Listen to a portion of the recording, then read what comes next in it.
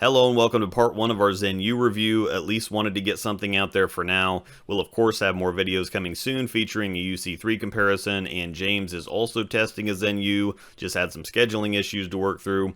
Bowler's Mart link in the description to get one pre-ordered, and don't forget to check out my membership options as well. Both YouTube and Patreon members got early and extra looks already.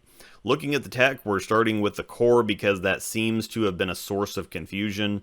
It's the same shape as the Meditate core from the other Zens. The density has just been lowered to change the values, so it's the Meditate LD core with a 256 RG and an 027 differential, much weaker than the regular Meditate core and closer to the pitch black core. The cover is the S35 Plus urethane cover at a 1000 grit finish out of the box. Also, no house shots in this video. We used our typical testing sport pattern that's on the screen here, the 2019 USBC Open Championships doubles and singles pattern, 28.4 mils, which is pretty high volume, 42 feet in length, just over a 2-to-1 ratio. This is exactly the type of pattern you might be considering urethane for on the fresh. Layout and ball details are in the sidebar, bowler stats in the description. I went with a pretty strong layout as the core is pretty weak. It's a fairly typical thing for people to do with urethane balls like this. Once again, it can't be understated. Urethane is not for dry lanes. Point in case is these first few shots and an extra lesson. True urethane is always exceptionally early and strong the first few shots until you get some oil on the cover, so I wanted to make sure to show them. It's completely normal for urethane to hook off the planet the first couple shots. However, I also found out through the ball reaction that this was the first lane that was ran. Obviously way too dry, too much reaction, too far outside. I had 4 lanes ran because I got some other comparisons you'll be seeing soon, and there's such a thing as pattern memory. A pattern usually has to be run at least once to get it worked into the machine, so this lane is halfway in between the house shot and our sport pattern. Urethane is incredibly strong and early, but very smooth, so people try to use it on dry lanes because it's controllable, but this usually doesn't work and/or causes problems for themselves and others. Hopping over to lane 4 and a truer version of the pattern, now we have something to work with. Huge difference. This is a longish and quite heavy volume pattern, and you can still see that the Zen U is chewing through it. It continues to force me deeper and deeper until I hit a little bit of a wall, but even then it's relentlessly strong and continuous. Once I really got some oil into the shell, it started slowing down, and just as soon as I was able to stop moving right, I had to start moving back left, or I was able to move back left anyway. Unfortunately, unknowingly bumped the camera here at some point too. Apologies for the view shift whenever it happens. Carry down seemed to be minimal. Here's a photo with the flare rings, and I'll use this to drive home another point. Urethane doesn't cause carry down. Low flaring balls do. This ball is getting enough ring separation that it's not going to cause any more carry down than an IQ, hustle, hyped, etc. A ball can't create carry down unless it continues to roll over the same oil tracks. If the part of the ball touching the lane is dry on every rotation, it can't deposit the oil back onto the lane on the back end. The reaction was still fairly strong, dynamic, and continuous. It feels like it just got a good amount of oil in the cover. Urethane doesn't absorb oil after all, and that allowed me to square back up since it wasn't digging so early anymore. That's really what I noticed the most. The shape stayed the same no matter where I was standing, it just wasn't near as early once I got some oil on the cover.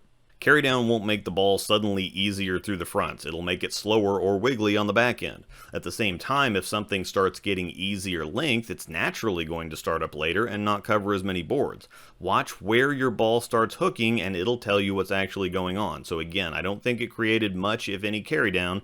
The factor that allowed me to move back left was getting some oil onto the cover and keeping it from hooking so early. I was still getting a pretty firm move in the mid lane and on the back end as I straightened back up, and the shape is really nice. I'm not sure if it's true urethane or not. It did seem to absorb a bit of oil. After I wiped it off and put it away, it seemed to dull back up a little, but that's fairly common for urethane. The surface will keep some oil on it while you're bowling, even if you wipe it down in between shots, but after you wipe it off the last time and let it sit, it'll dry up a little and be ready to chew again next time you get it out. Moving to the pitch black, same layout, same surface, same super dig on the first few shots. This is a brand new one as well. I was going to drill a new one with this layout anyway at some point before the Zen U was announced, so this was perfect timing and a great excuse to get it done. First impressions are that it's definitely smoother than the Zen U, and it took a handful of shots for me to adjust, and also to just let it settle down a little. I didn't feel much of a difference in length. They were both pretty chewy early. I'll say it again, dry lane balls don't chew through this kind of volume like it's not even there. This is optimal usage for urethane.